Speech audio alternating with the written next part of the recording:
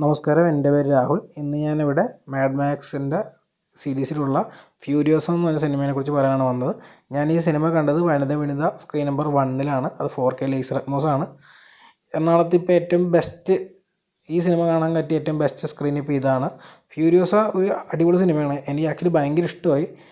ഒരു character driven മൂവിയാണ്. ഒരിക്കലും മാഡ് മാക്സ് ഫ്യൂറി റോഡ് പോലെ അഡ്രിനാലിൻ പമ്പിങ് ആക്ഷൻ സീക്വൻസുകൾ നിറഞ്ഞൊരു സിനിമയല്ല.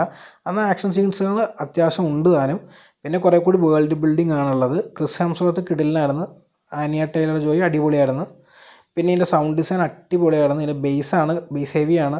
നമുക്ക് ആ കാറിൻ്റെയൊക്കെ ശബ്ദം നമ്മുടെ നെഞ്ചത്ത് കിട്ടും. ഭയങ്കര രസമായിരുന്നു സത്യം പറഞ്ഞ സിനിമ കണ്ടുകൊണ്ടിരിക്കാൻ.